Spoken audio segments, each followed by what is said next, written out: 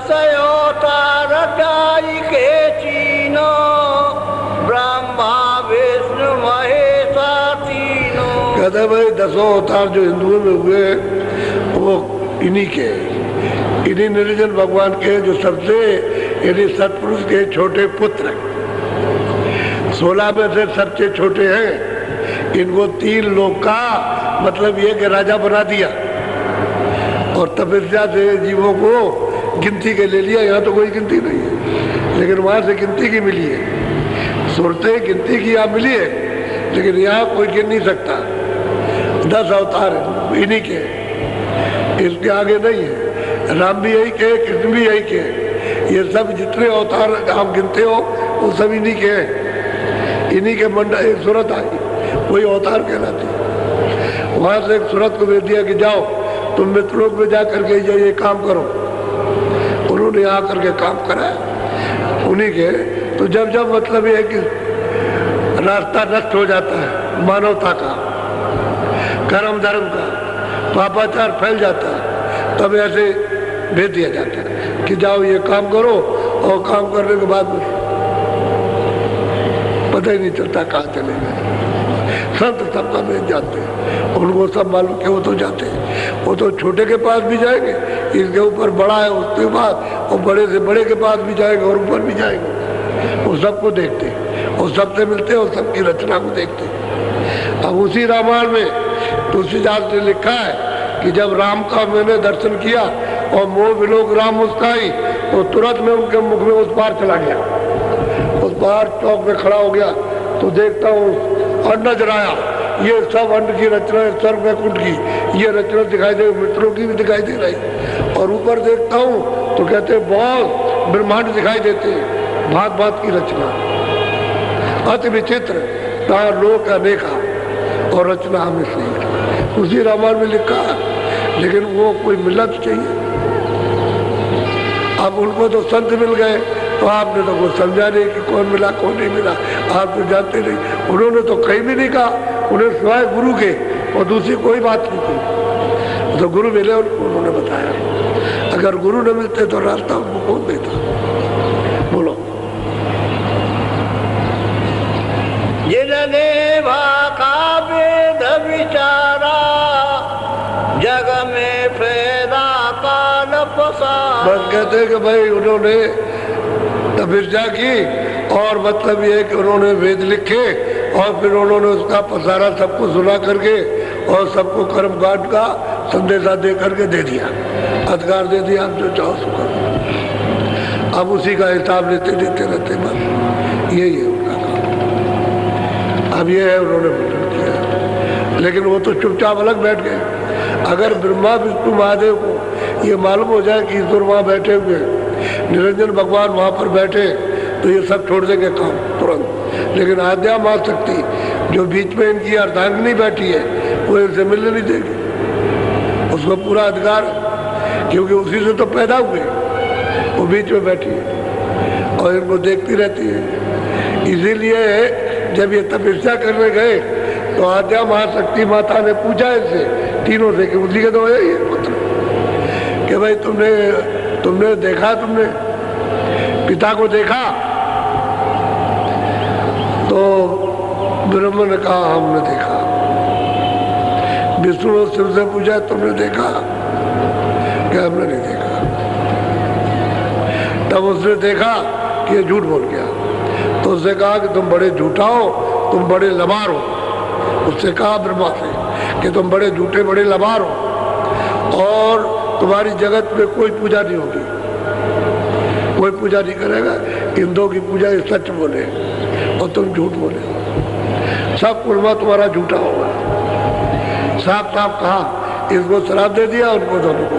तो जगत में दो की पूजा होती है कि नहीं होती, लेकिन तीनों के काम एक ही है, उत्पत्ति और पालन प्रलय। काम मतलब एक ही है, एक ही पद है, काम अलग अलग। ये तीनों अपना अपना काम करते हैं, उनकी पूजा नहीं होती, उनकी पूजा होती है। तो झूठ बोलने पर हमने देखा, इन्होंने किसी ने नहीं देखा।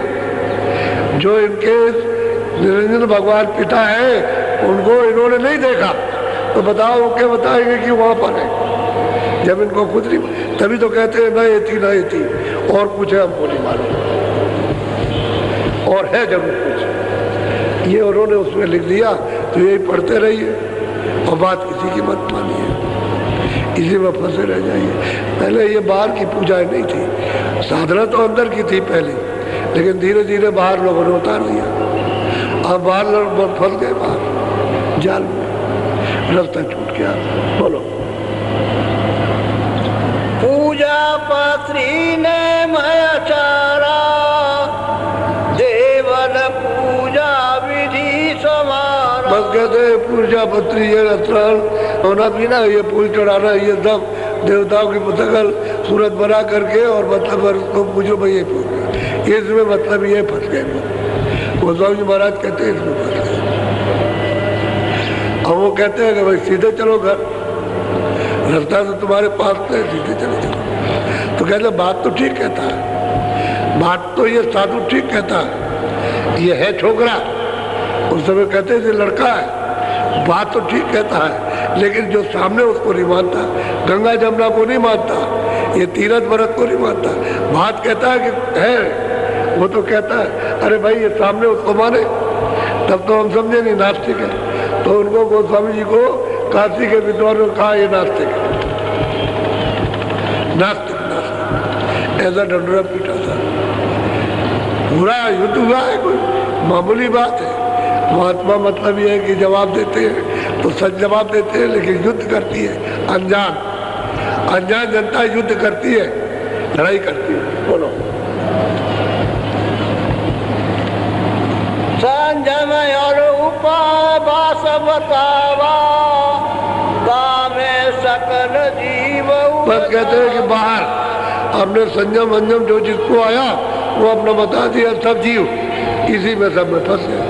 ये जो अंदर का रास्ता था, व्यास जी ने जब देखा कि ये बाहर मुख हो गए और अंतर्मुख इनका रास्ता बंद हो गया, तो उन्होंने ये बताने के लिए कि भाई अंदर चले जाएं, तो उन्होंने बड़ी बड़ी आदर्श पुरुषों की मूर्तियों की स्थापना जंगल में की, किसी कमरे शहर में नहीं, और कि जाओ वहाँ गांव से बाहर और जा करके ऐसे बैठ जाना, ऐसे, और अपनी आंखों को उनकी आंखों को मिलाना और एक टक होकर के देखते रहना, तो दृष्टि से दृष्टि हिले नहीं, उनकी आंखों पर अपनी दृष्टि ठहरी रहे, और रोके ना, बस वही आंख बंद कर लेना तो अंदर की आंख खुल जाएगी,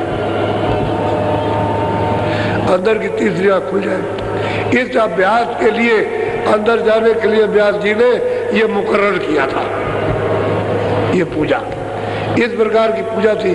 फूल और नहीं चढ़ाते थे, वो जंगल में रख दिया और बस्ते बैठ के करते, 1 घंटा 2 घंटा लोग करते थे, फिर आँख बंद कर लिया तो आँख खुल गई तो अंदर चल देते थे। इतनी साधना थी। अब वो भी आपने छोड़ दिया तो सब बाहर लौटे। अब पुष्प चढ़ाना, ये करना, ये करना, वैसे में लगे। अरे किसी पुरुष की कोई चीज़ देखो तो उसको अगर है तो आप उसको देख लो, जो ओरिजिनल है, जो तस्वीर है उसको देखिए आप। अब वो तो है नहीं, किसी और की उतार दी आपने और कहा यही कृष्ण और यही राम है और यही महात्मा और यही है, नहीं, इससे नहीं। वो तो सिर्फ एक याद होती है, लेकिन जाना तो आपको अंदर है, रास्ता तो आपके पास से गया। उधर नहीं जाओगे तो इधर भटक जाओ और कर्मों को सब सजा मिलेगी। बचने वाला वहाँ से कोई नहीं, तलाशी सब की होगी, चाहे कोई भी। अभी मतलब ये है कि बादशाह है उसकी तलाशी होगी, गरीब है उसकी तलाशी होगी, मुल्ला है उसकी तलाशी होगी, हम है तो हमारी तलाशी, सबकी तलाशी होगी कि क्या तुम्हारे पास है, वो दिखाओ कितना पाप कितना पाप। वो सब जारा लेगा, और जब जारे में कुछ नहीं निकलेगा तो कहेगा चले जाओ, तब कहेगा जाओ। तो महात्मा का तो टिकट होता है और उसके बाद तो कुछ छोड़ते नहीं है। अगर पाप और पुण्य छोड़ दे तो जा ही नहीं सकता। तो मतलब ये जब वो साफ कर दिया और टिकट दे दिया तो धीरे से कहने तलाशी ले ली, ये टिकट है, अच्छा जाओ, ये टिकट दिखा दिया, तो नाम का टिकट दिखा दिया, वो देख लेगा तो बस कुछ नहीं, कि है कुछ है ही नहीं कुछ। फिर उसने देखा जो खाते में लिखते हैं तो खाता ही नहीं, जो कागज लगा हुआ सफेद है, उस पर कोई भी किसी तरह का लिखा नहीं, और वहाँ कागज तब का लिखा हुआ। पूरा का पूरा चार्ट नक्शा बनता है। 50 बरस का, 80 बरस का, 20 बरस का, 40 बरस का सब नक्शा बनता जाता है पूरा। वो रख देते हैं आप, किसको मार रहे हो, किसको काट रहे हो, किसको धोखा दे रहे हो, चोरी कर रहे हो, क्या कर रहे हो, जो अच्छा पुण्य कर रहे हो, ये सब उसमें। अब कैसे बचेंगे आप? बहुत अल्लाह लिखा पड़ी है तो क्या कि नहीं मतलब ये हमारा नहीं है, ऐसे कैसे हो जाएगा? बोलो।